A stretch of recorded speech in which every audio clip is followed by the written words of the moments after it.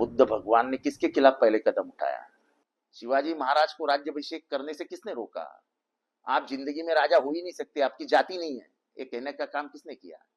संभाजी महाराज को अपने दुश्मन के हाथों में पकड़ देने का काम किसने किया? संभाजी महाराज ने 5 लोगों को उठाकर हत्या के कदम के नीचे कुचल डाला, क्यों किया?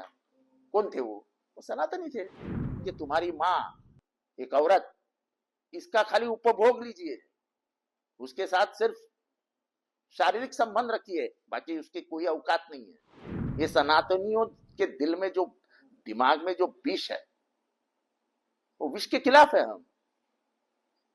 ये संविधान क्यों आया?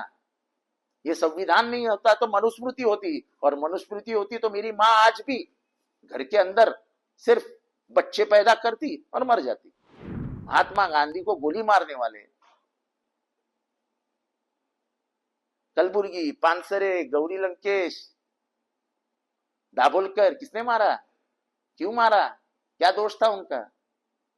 क्या ये सवाल नहीं पूछना चाहिए? प्रकार से देखा जाए 2 दिन से हिंदू टेरर और सनातन टेरर। देखो ऐसा है, मैंने बात की है सनातन के बारे में, सनातन धर्म, इसकी हम शुरुआत करते हैं तो बुद्ध भगवान ने किसके खिलाफ पहले कदम उठाया?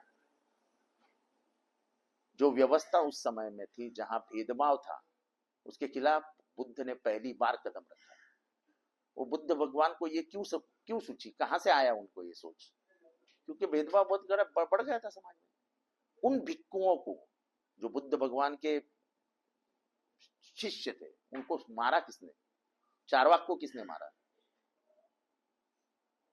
महात्मा बसवराज को किसने मारा? ज्ञानेश्वर माउली को किसने सताया? संत तुकाराम को किसने सताया? शिवाजी महाराज को राज्याभिषेक करने से किसने रोका? आप जिंदगी में राजा हो ही नहीं सकते, आपकी जाति नहीं है, ये कहने का काम किसने किया? उनका कुमकुम तिलक भी अपने पैर के अंगूठे से किया गया, ये क्या हमारा अपमान नहीं है? संभाजी महाराज को अपने दुश्मन के हाथों में पकड़ देने का काम किसने किया? संभाजी महाराज ने 5 लोगों को उठाकर हत्या के कदम के नीचे कुचल डाला, क्यों किया? कौन थे वो सनातनी थे। जब फूले साहब धर्म व्यवस्था के खिलाफ बात करने लगे, अपनी पत्नी को निकाला बाहर और कहा कि औरतों को पढ़ाओ, तब वो दोनों को मारने का काम किसने किया? वो सनातनी दहशतवादी थे। शाहू महाराज जिस व्यवस्था के खिलाफ बात की है, तब उनको मारने का काम किसने किया? उनको बदनाम करने का काम किसने किया? सनातनी दहशतवादियों ने किया। एक अच्छा हुआ कि एक महामानव आया, उसका नाम डॉक्टर बाबा साहब अम्बेडकर था। उन्होंने समाज को बताया, देखो ये मनुस्मृति में क्या कहा है। कहा है कि तुम्हारी माँ एक औरत, इसका खाली उपभोग लीजिए, उसके साथ सिर्फ शारीरिक संबंध रखिए, बाकी उसकी कोई औकात नहीं है। क्या हम मानते हैं इसको? माँ माँ होती है, परमेश्वर की जगह पे मानते हैं हम उसको। ये भेदभाव हम नहीं मान सकते। ये सनातनियों के दिल में जो, दिमाग में जो विष है, वो विष के खिलाफ है हम। ये संविधान क्यों आया? ये संविधान नहीं होता तो मनुस्मृति होती, और मनुस्मृति होती तो मेरी माँ आज भी घर के अंदर सिर्फ बच्चे पैदा करती और मर जाती। हम मान ही नहीं सकते इसको। महात्मा गांधी को गोली मारने वाले, कलबुर्गी, पानसरे, गौरी लंकेश, दाभोलकर, किसने मारा? क्यों मारा? क्या दोष था उनका? क्या ये सवाल नहीं पूछना चाहिए? हम पूछेंगे, क्या होगा? हमको गोली मारेंगे, उससे ज्यादा कुछ हो सकता है क्या?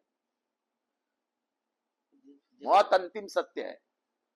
मौत के को घबरा कर अगर अपने लफ्ज मुंह में दबा के रखेंगे तो हम काय के गांधी और अंबेडकर क्या नहीं आएंगे? महाराष्ट्र के डेप्यूटी सीएम ऐसे कह रहे हैं कि जो भी सनातन हिंदू धर्म के बारे में बोलेगा उसको करारा जवाब मिलेगा। हाँ तो ठीक है ना, हम आज नहीं बात कर रहे, हम आज नहीं बात कर रहे। मैं जब से राजनीति में हूं तब से इस व्यवस्था के खिलाफ बात कर रहा हूं, तब से इस व्यवस्था के खिलाफ बात कर रहा हूं। हम हिंदू हैं, हमें अभिमान है हमारे धर्म के। हमारा धर्म कहता है वसुधैव कुटुंबकम, यानी पूरे विश्व को मेरा संसार है, मेरी फैमिली है, मेरा कुटुंब है।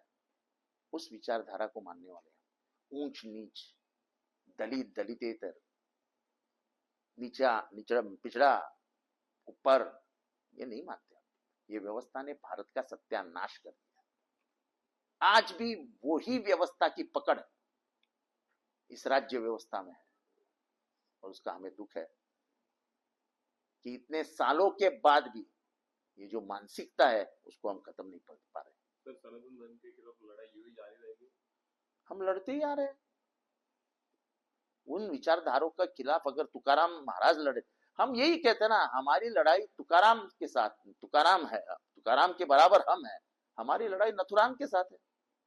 नथुराम जिस विचारधारा का प्रतिनिधित्व करता था उस विचारधारा के खिलाफ है, हम तुकाराम महाराज के साथ है।